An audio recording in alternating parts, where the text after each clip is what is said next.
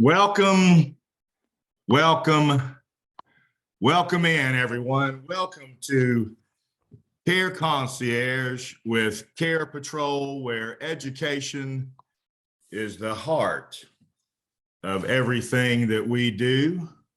We appreciate you being here today. Happy Friday and Merry Christmas. Here we are. It's 12/16, December the 16th, 9 days ahead of the holiday. I hope everyone is ready and not overwhelmed by that. We are happy today to present our friend who's spoken with us before and for whom I'm sure many of you have tuned in, Ms. Latonya Washington.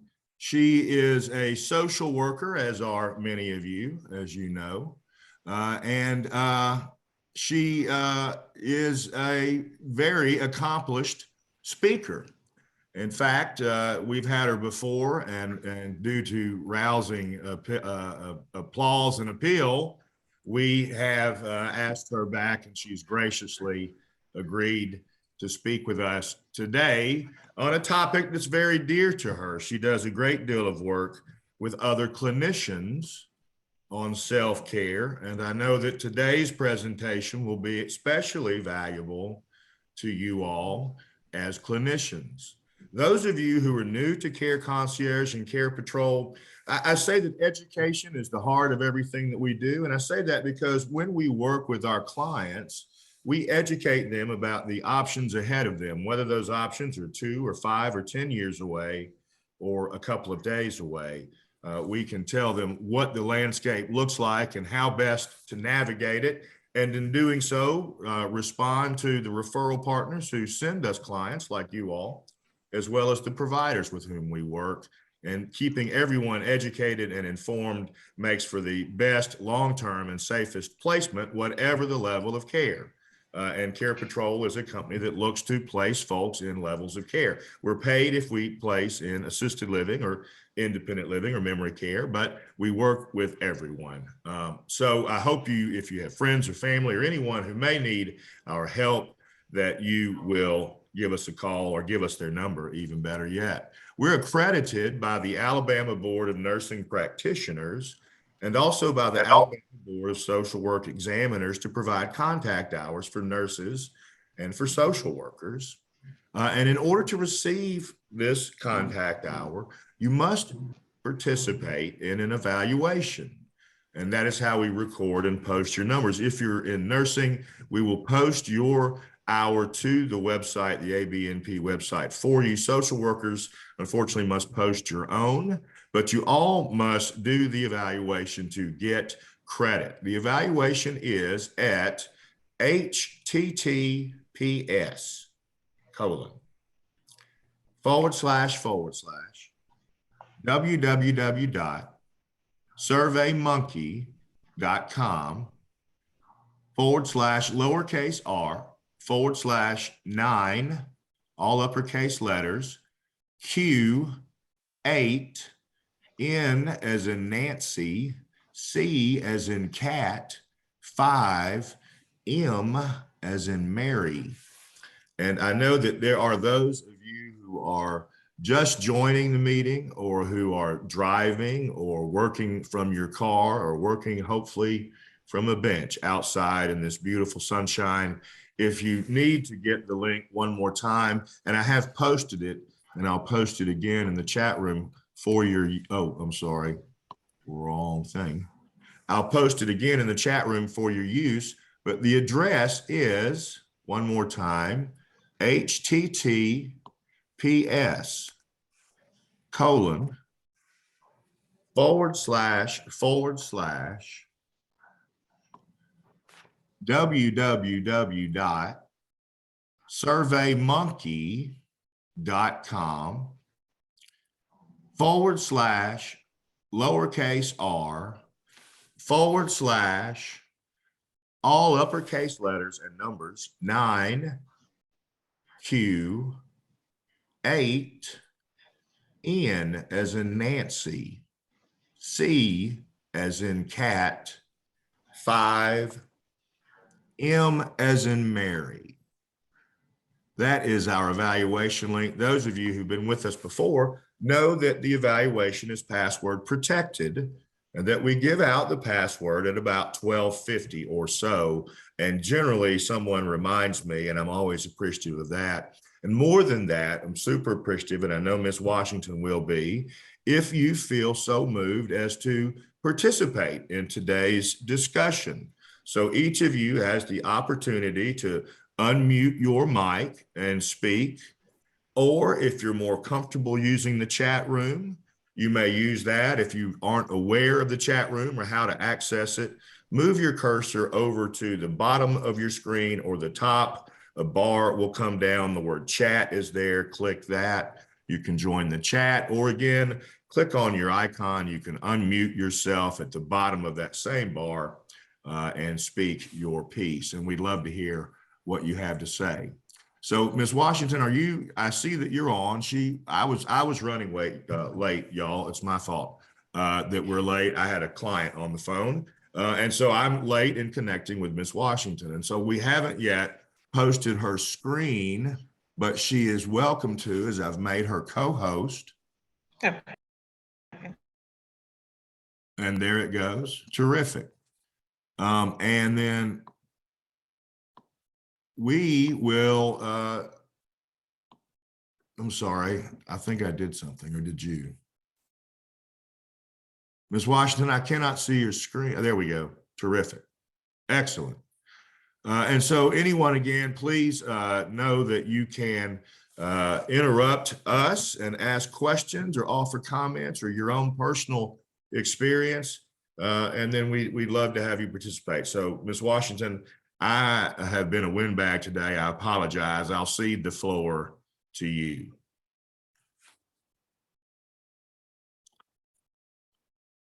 You're not, you're muted. Let's see.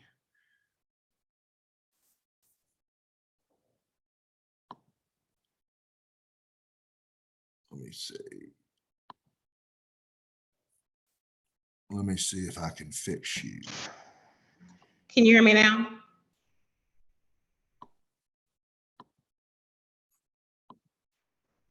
Hello? I believe there's a problem with your mic. If you have an external mic, you might need to unplug it. I've done that before. Or you may need to go into settings, or you may need to turn up the volume. I'm not sure. But I have unmuted you, yet it still shows you muted. There we go. Now?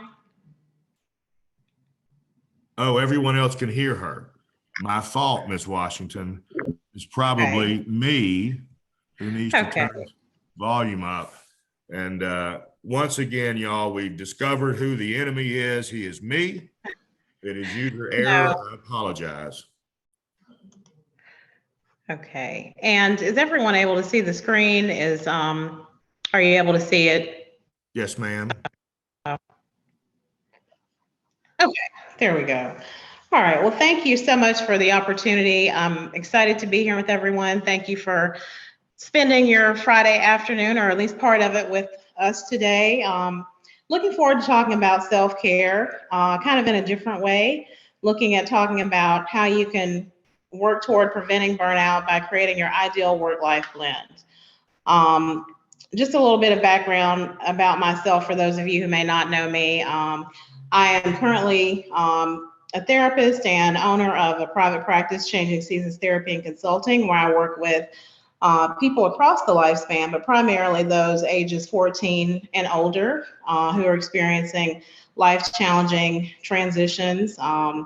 Work a lot with new moms experiencing anxiety around being a new parent. Also work a lot with women who are experiencing work-related stress and trying to manage and balance their work and their life. And working with those who experience divorce and infidelity and separation. So let's get to today and talk about the objectives. So ideally, this webinar will help you identify signs and symptoms, risk factors, and causes of burnout. as well as help further your understanding of self-care, define work-life blend, understand the differences between work-life balance and work-life blend. And my greatest hope for today is that you'll be able to create a personal action plan and really take away from this presentation some things that you can use to move forward in your own life to safeguard against burnout and to develop your ideal work-life blend. So what is burnout? Many of you already know, this is something that we talk about a lot as social workers, mental health providers, and medical providers or professionals.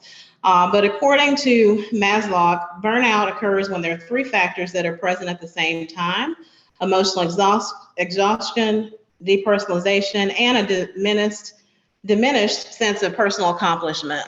And in 2019, the World Health Organization actually began to recognize burnout as an occupational syndrome, not a medical condition, based on those same three components.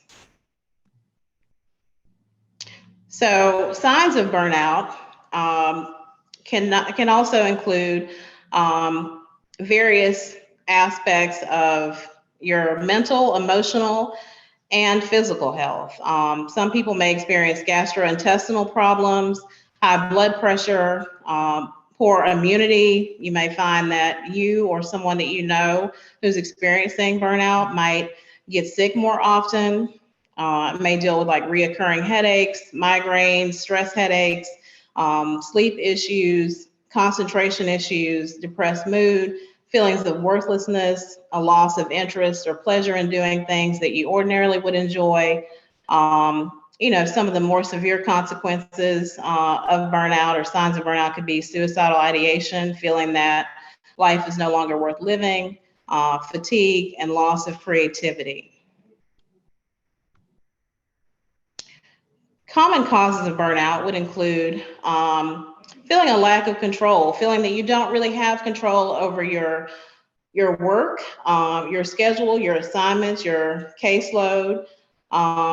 This is something that often comes up for a lot of us, I believe, in social work and just in healthcare in general. The demands are often great, and sometimes due to staffing issues or due to the nature of things going on in the world, you may feel that your assignments are impossible and there may be increased demands on your schedule. You may be asked to work overtime. You may be asked to take on additional shifts. Doing that on a consistent basis and having little to no control over that can cause you to start to feel burnout. Not having clear expectations, not knowing about the extent that you have the ability to do something autonomously versus the expectations of your superior in terms of what you're to talk with them or consult with them about, not feeling that you know the expectations of your team, not feeling competent or confident or even comfortable at work. Dysfunctional workplace dynamics. We've heard a lot about toxic work environments and bullying at work, and those are all things that can also contribute to burnout. Hopefully not, but you may work or have worked with an office bully or someone that you feel who's been undermining you. Maybe you've worked for someone who's been a manager or a supervisor that's been micromanaging your work. Maybe you faced discrimination, racism, sexism, or heterosexism. When there are different extremes of activity. So some people start to feel burnout when they feel like their job is overly repetitive, including predictable tasks and things of that nature. Or maybe it's the opposite, where you really don't know what to expect day to day, where it can really feel like you're always in a constant flux and there's always something chaotic going on, which requires you to utilize more energy mentally, physically, and emotionally than you desire to or than what's healthy.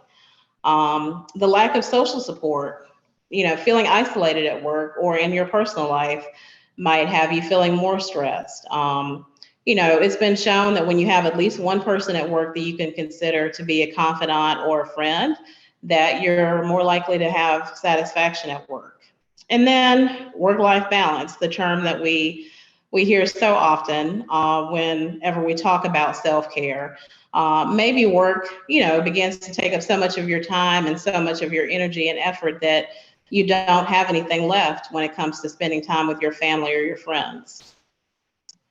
And so I'd like to invite you all to share if there are other things that you feel like are common contributing factors to burnout. Maybe they're things that you've noticed or things you've experienced personally.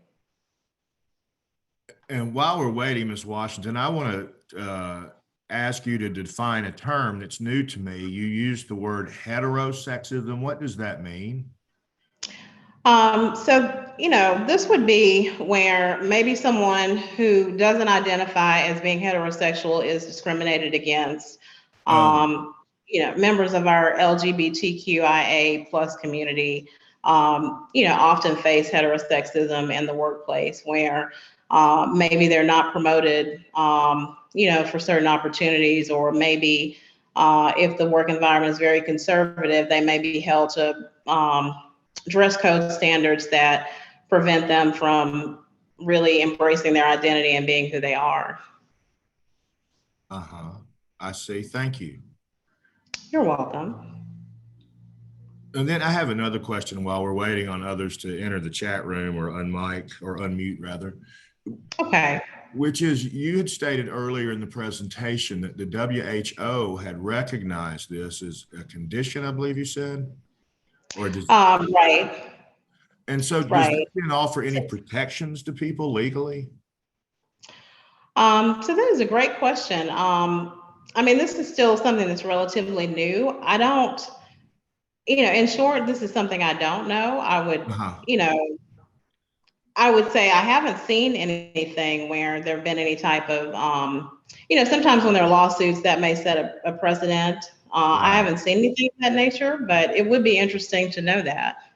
Yes, it would. Thank you. You're welcome. Thank you for the questions.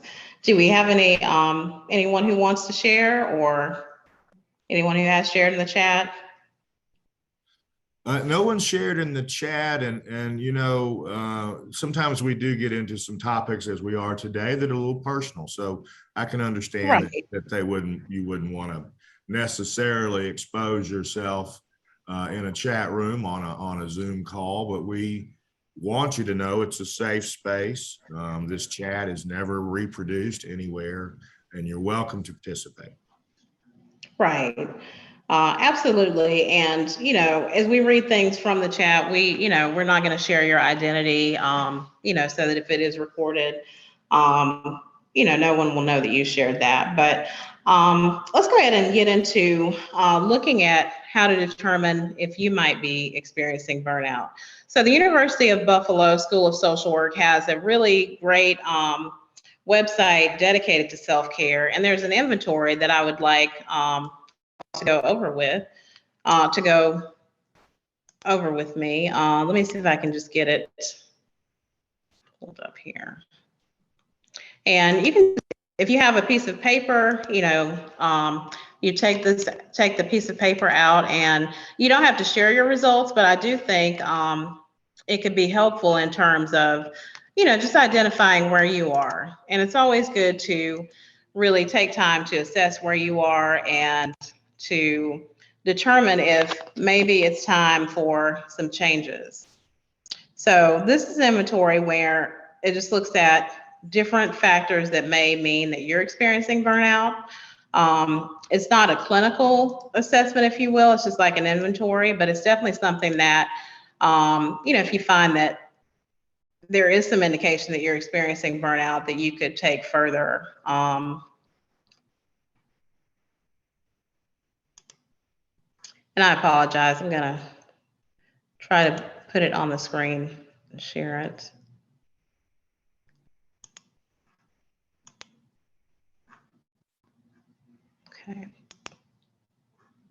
Okay. Are you all able to see that? Yes, we are. Okay, great. So let us take a few moments. Can everyone see that for themselves? I can make it a little bit larger. Yeah, please make Is it that- larger because some people say it's small on their screen. Okay. There we go. Is that better? Oh, that's very good. Thank you. Okay. All right. So let's take about 3 minutes to complete it, and then we'll go over the scoring. But just so that everyone's on the same page, it asks, have you noticed changes in yourself over the past 6 months? You're going to assign a number 0, which from 0, which 0 means little or no change, to 5, where there may be a great deal of change that you've noticed. And if you'll just assign the appropriate number from 0 to 5 for items 1 through 15, then I'll go over the scoring with you.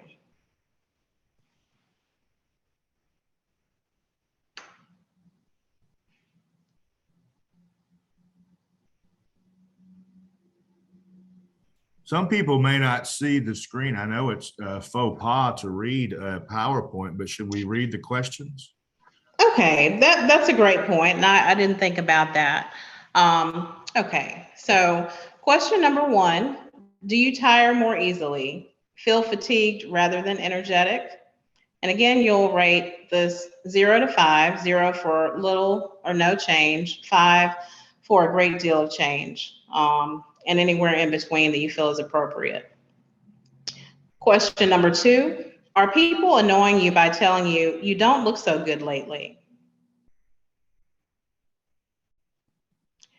3, are you working harder and harder and accomplishing less and less?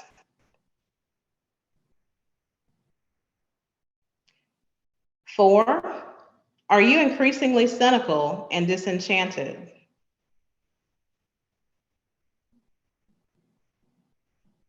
5, are you often invaded by sadness you can't explain?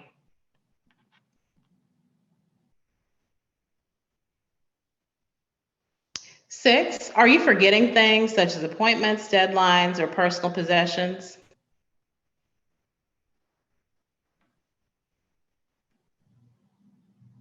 7, are you increasingly irritable, more short-tempered, more disappointed in the people around you?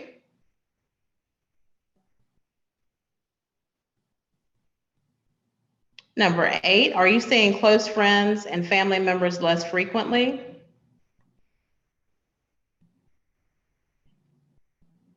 9, are you too busy to do even routine things such as making phone calls, reading reports, or sending out Christmas or other cards to people?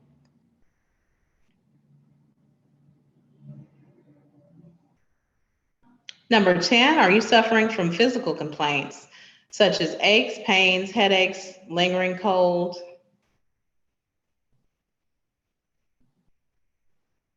11, do you feel disoriented when the activity of the day comes to a half?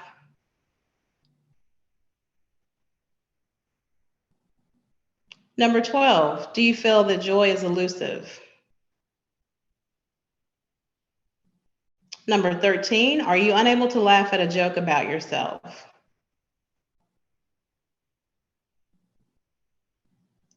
14, does sex seem like more trouble than it's worth?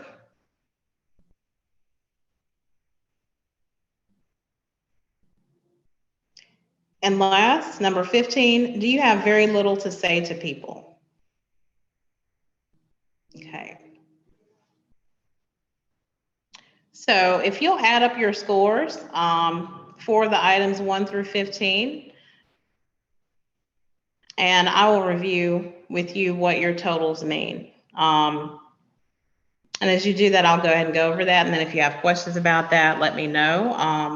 And I'll be happy to share this along with the PowerPoint. So what do your totals mean? They say 0 to 25 indicates that you're fine.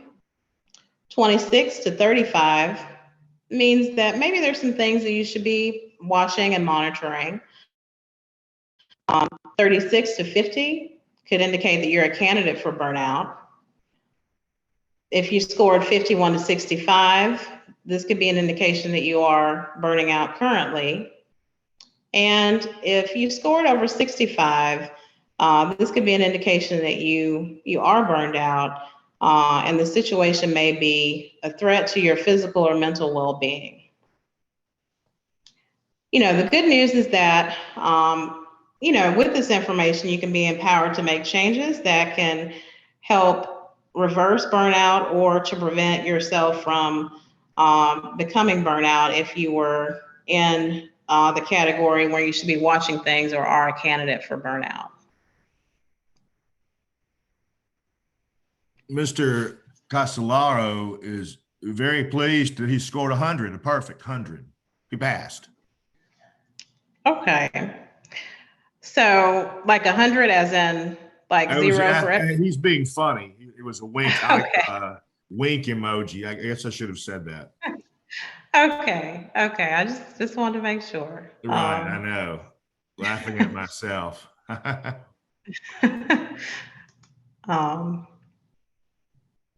So hopefully this was something that was helpful and it at least, prompted your thinking, along the lines of things to be aware of. So I'm going to try to switch back to the presentation.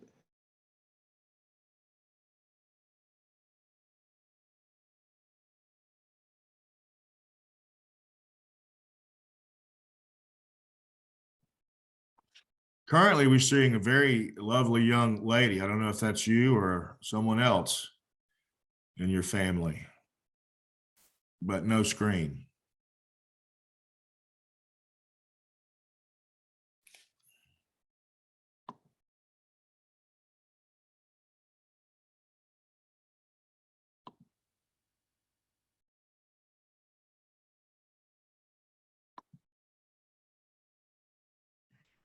Not sure what happened. You can never tell with technology. Now we see you. I think you could load your screen possibly. Okay. Let's see. It says disabled. Can you? Oh, well, there's two of you here. Oh no. Okay. Let's see. I'll It's make like you, it kicked me out and then I came back in. I'm making you both. There are two of you who are co-hosting now. Is there a way you can kick one of me out? I can't. I think so. Yes, ma'am. I think I can. Okay. No, well, I can remove their co-host permissions and give it to you. Let's see.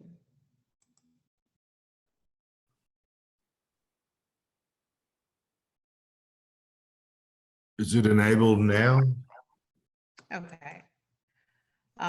Yes. So let's see. Okay. Sorry, guys. I think there's a running theme with these Zooms that we do is there's inevitably technology challenges. And that's sort of the sad part that we can't go into communities anymore or clinics or offices and do these, but we do the best that we can. And this sometimes happens. Right. So let's see. It looks like there's only one of you now. Okay, good. So let me come back and share the screen.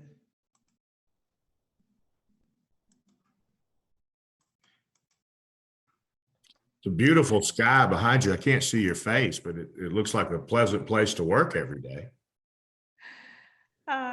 It is. It's one of the community center that we have here in Tuscaloosa. I came here today. Okay, it's not showing the PowerPoint for some reason when I attempt to. It's Let me try this. Try it now.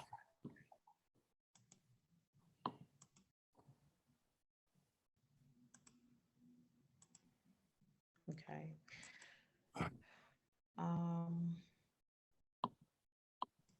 Yeah, it's only showing Zoom. I do apologize. Let's see if I can do something different. Let me remove you as a co-host and add you back as co-host. Okay. And see if that maybe changes things for you. Okay. And now,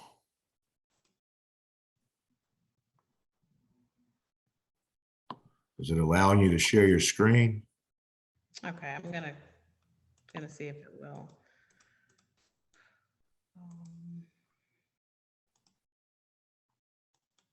Okay, it only wants to share my desktop and the contents of my screen. So can you put the presentation on your desktop, open it up, it'll be on your desktop, and then when you go to share, click it, it'll share. Does that make sense? Or are you working on a flash drive? It's open in my OneDrive, so I don't know. It was open before like this. Let me just. Is OneDrive an option that from which you can open? Yeah, and this is something, I mean, this is where I was before I thought I got kicked out. Okay, let me. Well, if I tell you what, if we can't get it up, if you could just maybe go along with it and we'll listen, we can live. Oh, here it comes. Okay, Terrific. let me. Problem solved. Yes, if I can just get everything else to cooperate. 1 second. Sort of. And everyone who's here, it would be interesting while we're waiting, if you felt comfortable sharing your score from that exercise that we were just doing. I scored a 16, which means I'm 0 to 25 and okay. But I mean, there were a couple of, questions where I was a 5 and I thought, oh goodness, I'm failing this test. But I love what I do and I expect all of you do, but we can all be burned out just by the, just the volume sometimes of things that are confronting us. Right, absolutely. And I'm glad that you shared that.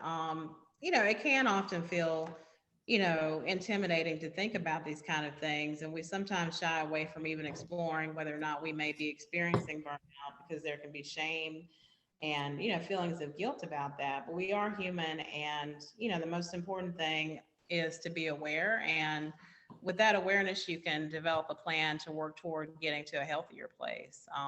But I am glad that your score indicates that you're in a healthy space. Can you see the screen now? No, it's black. It's just a black screen. So we may just need to continue on and stare into the void. Okay. Well, that's better. It's a picture of you. Oh, even better. Okay. I'm gonna put this back in one more time. Okay. And because it's doing something different now.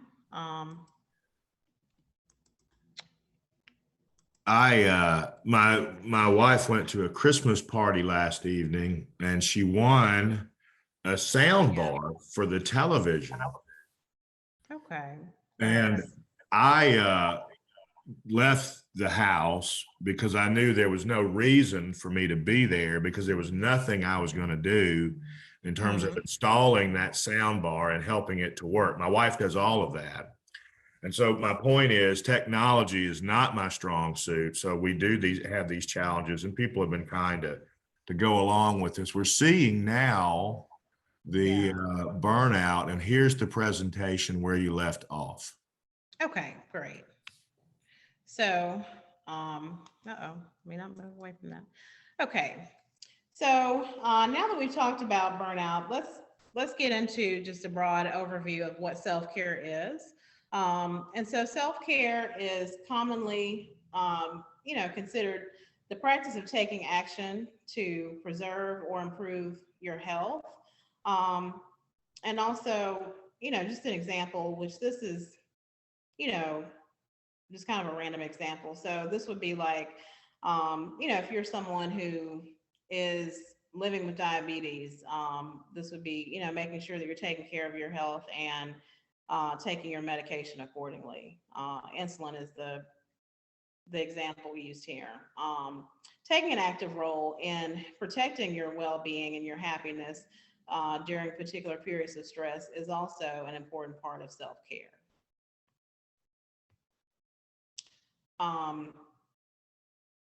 So some myths about self-care. Oftentimes self-care is looked at something that is, something that you do outside of work. Um, and also something that maybe you do on a special occasion, like, having a spa day, going to get your nails done, going to get a massage, taking the day to go play golf, going on vacation, when it really should be something that we view as the foundation of wellness or a consistent daily practice that we engage in to maintain our mental, emotional, physical, and spiritual health. Um, Another myth is that it's the sole responsibility of the individual. And a lot of times, self care has been presented this way by employers um, in a way that can sometimes be manipulative. That may be with intent, it may be without intent, it just may be based on the fact that, historically, when we've looked at self care, or we've looked at people's satisfaction at work, again, a lot of that's been placed on the individual. And so a lot of employers may say that, if you just work harder, go with the flow, and, keep your personal stuff at home and your professional life separate, you're going to be okay. And you'll feel less burnout and less dissatisfaction. But we know that that's not true. And as human beings, we don't compartmentalize things that way. We can try.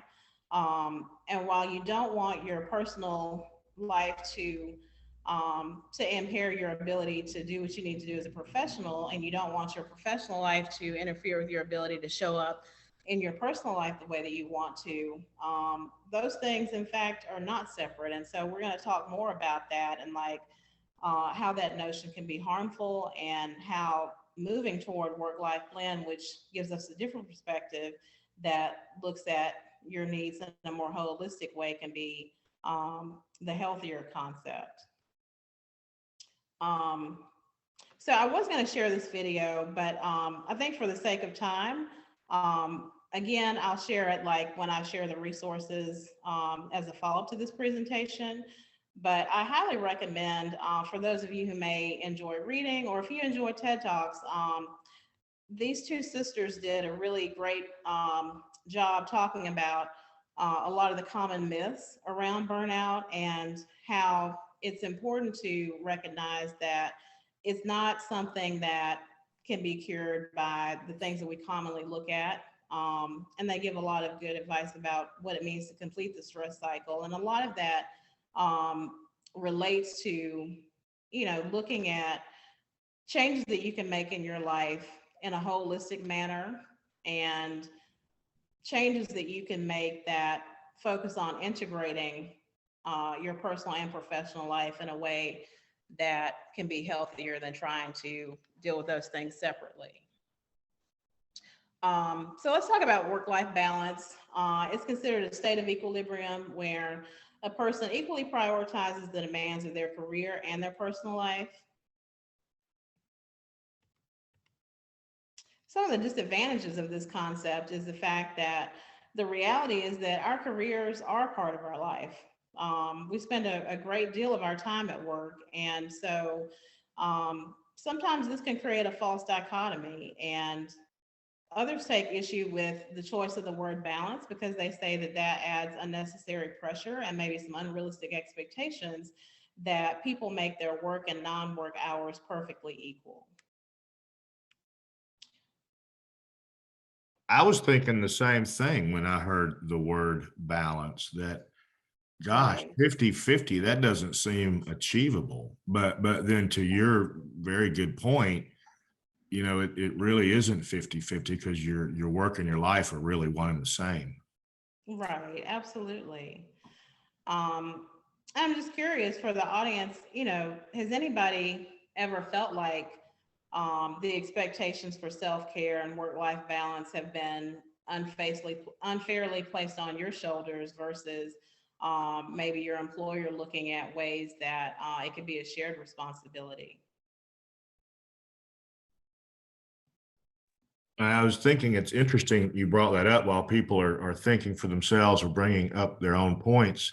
I heard recently a study done in which workers were limited to 30 hours per week and their productivity soared.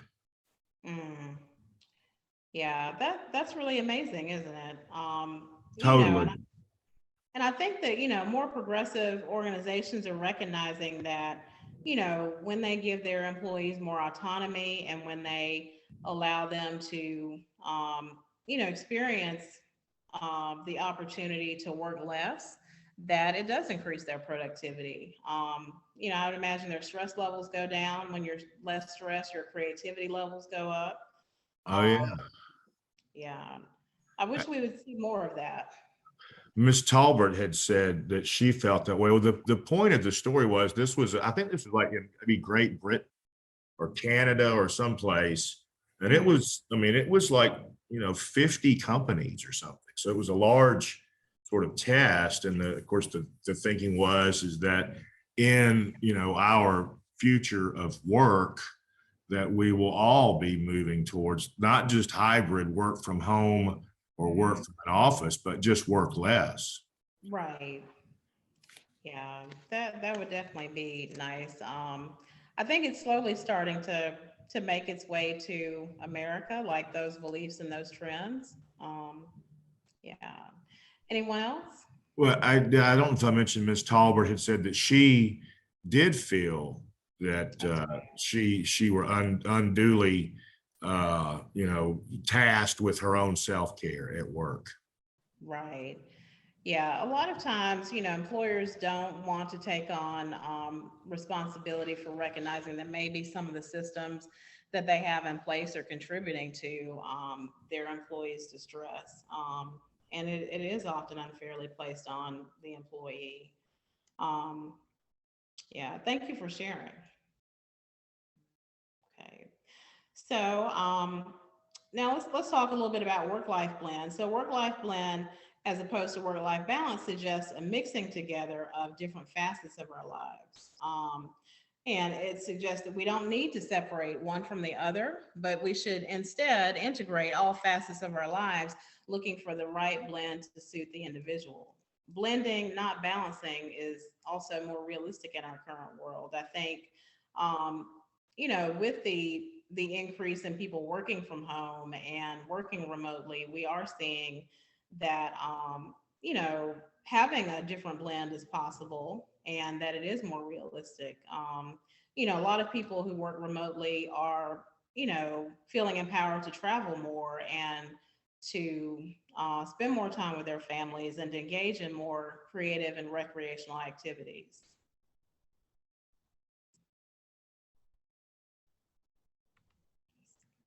Um, so one of the things I would like for us to do, and I'll try to move us through this, without compromising too much of the exercise. Um, One of the things that I do sometimes, for myself personally, and also, with clients, is this exercise where you complete your wellness wheel. And I'll also share how you can access this.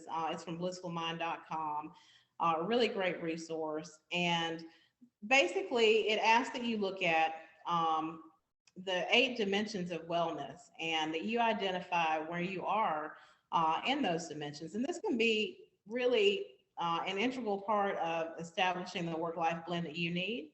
So ideally, and you can, if you want to draw it out and try to plot it that way, you can. But you're welcome to wait and do this independently. But I wanted to talk about the fact that, the more balance and the more that your work and life are integrated, the more round your will is going to be because you'll feel that you're thriving and not just surviving in all these different areas. And that doesn't mean that, you're expected or anyone should be expected or even make it a goal to, have 10 across the board, because again, that's not realistic, but ideally you plot wherever you feel that you are.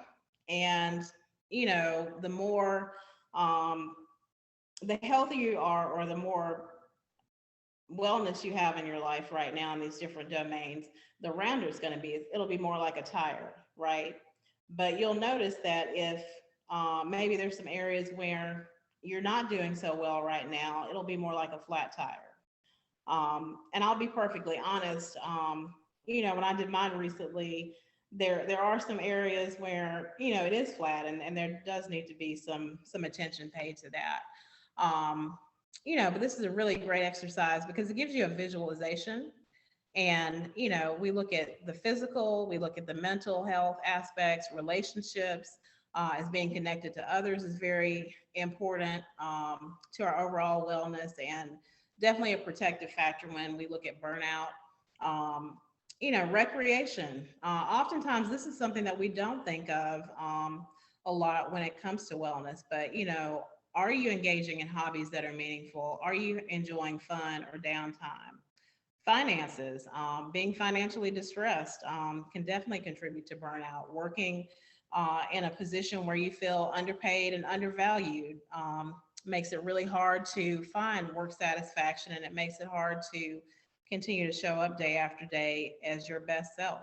Um, Overall career satisfaction or dissatisfaction, spirituality, which can include personal growth and, continued development and seeking understanding. Um, Home, do you feel safe at home? Do you have a comfortable living space? Physically, are you eating well, sleeping well? Are you exercising and staying active? Mentally, do you have a healthy mindset? Do you have a growth mindset where, you're constantly looking at ways to improve and advance yourself? Are you able to work through distressing moments and not allow that to cause you to move too far into negative thinking and thoughts that can contribute to depression or anxiety? Well, so is the purpose of that to sort of color in the different bars, however many you feel you have? Yes. And okay, I did that in my head, and it sort of looks like a kidney stone, Okay. not a wheel. It's Okay. barbed. It's barbed. And I want to, if I may interrupt you, I'm sorry, to ask Sure. you to restate the name of your company. Okay. Changing Seasons Therapy and Consulting. Okay, and so that is our password today, just the first two words, changing and seasons. And that is with a capital C, and then a space, and then a capital S. Plural, changing seasons is the password. I've posted it into the chat room. And excuse me for interrupting. Oh, no, thank you. No worries. Um, but you're exactly right. That is the idea that, you would color this in. So ordinarily, if I could have given everybody handouts, we would have had that and maybe like some colored pencils, and we could have completed that. And so you rank the different areas on a scale of 1 to 10 based on how satisfied you feel in those different areas, or what are considered the pillars of self-care. We already talked about what those things include and entail. And then after you complete that, Sean, you mentioned yours looks like a kidney stone. Well, we want to take this information and we want to assess, like, what is it that you need in order to create, more wellness for yourself. And so questions that you can ask and explore in order to create a wellness plan that leads you to having your ideal work-life plan would be, what areas do you want to focus on improving right now? Whenever we're making changes, we want to focus on, what's feasible and what feels good. We don't want to overwhelm ourselves by trying to change everything at once. So you just want to identify maybe 1 or 2 top priorities for improvement. And then you also want to explore, why is it that you want to focus on that area? You want to envision what fulfillment in those areas would look like. Being able to visualize something and to picture that in your mind can help you move forward in a positive way. And it can also help with adherence to those goals that you establish for yourself. You also want to explore the types of activities or practices that would help you feel more fulfilled. What actions can you take in the next 3 to 6 months to improve in these areas? And again, it's all about consistency before intensity. And so identifying goals and working on those things for 3 to 6 months. Kind of what I like to do is to look at things on a quarterly basis. I guess that's kind of the business side of my brain as an entrepreneur. I tend to evaluate things on a quarterly basis. So, maybe every, 3 months, take out this assessment or this exercise and do it again and identify, the improvements that you've made, what's worked well, and maybe identify, things that you can work on improving more, or identifying new areas that you want to focus on. I want to ask you about something you just said. I've never heard it phrased this way, but it strikes me as brilliant, which is you said, I think you said consistency over intensity. Yes, yes. I love that. I've never heard anyone say it that way. Well, thank you. It's something I had to learn in my own life. Like I think a lot of us, in healthcare, a lot of us who may, own our own businesses, you have a lot of passion, you have a lot of ideas, and you just want to go full throttle all the time. Well, sometimes when you're going about making changes, you have to focus on consistency, because you want to develop a foundation of wellness, and you also want to develop like systems that are going to help you be successful. And so taking that approach when it comes to making any changes, this is something I emphasize for my clients as well. It's great to envision, having a whole new life for yourself, but it's going to start with one simple step, being consistent with that, and then building on that with more intensity. So for example, like let's say, I don't know, one of the areas where I want to do better is like, the physical domain of self-care. And so I'm not going to be successful if, I decide that I'm going to work out every single day for 2 hours a day. I'm going to get exhausted. I'm going to get burnout. I'm going to give up. And so, if I have someone come to me with those sort of goals, I don't ever want to take away their hope, but I say, do you feel like this is reasonable for where you are at this time in your life? Do you feel like you can reasonably commit to that? What are some risks or some potential downfalls of this? And so, maybe it's risk for injury, risk for boredom, feeling like it's taking up too much of your time. And so, let's focus on something that allows you to develop this habit, or, that focuses on the consistency. And so it might be that I commit to, taking a 30-minute walk, twice a week. And I do that. And once I'm able to do that successfully for 3 months, then, I might add another day. And so you want to establish the foundation first.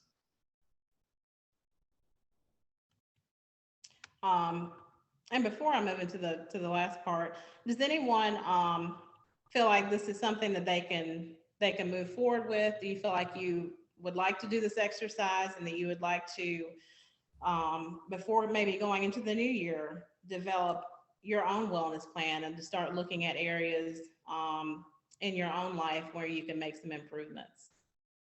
What a great idea. I'm looking forward to you sharing this wheel. I'm looking forward to coloring it. And then the test too, with the 15 questions.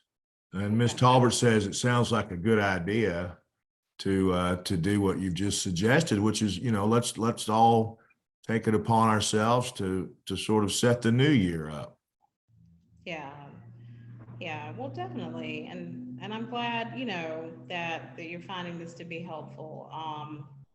And the other thing that I want to emphasize is that, we want to, as passionate as we all are, and as much as, social work, nursing, healthcare, mental health can be a calling. We want to also not put unrealistic expectations on ourselves to make everything about work. And one of the greatest things I think that we can do in terms of, giving ourselves permission to create a better work-life blend is to give ourselves permission to be human. And so that leads me into this slide, where I just want to share a quote, and it's from the book that I mentioned earlier, Burnout, Completing the Stress Cycle, by sisters Emily Nagoski and Amelia Nagoski. Human beings who have a moral obligation, human beings who have a moral obligation to live their full humanity, and I think, I'm sorry, it's supposed to be human beings are those who have a moral obligation to live their life, to live their full humanity. Human givers are those who have a moral obligation to give their full life to humanity, which means their bodies, their time, their energy, and their very lives to human beings. And so essentially, they're talking about how, some of us are, conditioned by society and maybe the expectations that have been placed on us based on gender roles or just based on even the work that we do. We are, forced to feel that we have to stay stuck in the place of being a human giver rather than a human being. Um, and so the human givers are those who give their all to make sure that human beings are supported in living the fullness of their lives. And so, my challenge to everyone is to embrace being a human being. When you can show up for yourself and when you can enjoy your life and you can build your work around your life, or to support your life, I should say, it's going to make you a stronger and better person in all aspects of life. And so I do hope that the things that we've talked about today have given you some ideas that you can move forward with in working toward creating your ideal work-life blend. And I hope that, as we continue to learn more about workplace wellness, that more employers will start recognizing and treating their employees as human beings rather than as human givers that they place unrealistic demands on. Well, that was excellent, as we knew it would be. Thank you so much. And of course, as you know, Ms. Washington, you have with us a standing offer to present and share your wisdom and experience and your clinical expertise. We appreciate it.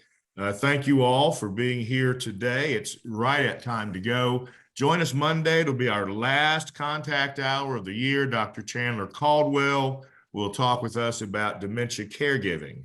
And so we look forward to seeing you hopefully Monday. The link one more time for anyone who didn't get it is https://www.surveymonkey.com/lowercase r/9, all uppercase letters, Q8, N as in Nancy, C as in cat, 5, M as in Mary. And just so you know, Ms. Washington, you've heard from Ms. Van Horn, great presentation. From Ms. Allen, thank you. From Chantrell Smith, great presentation.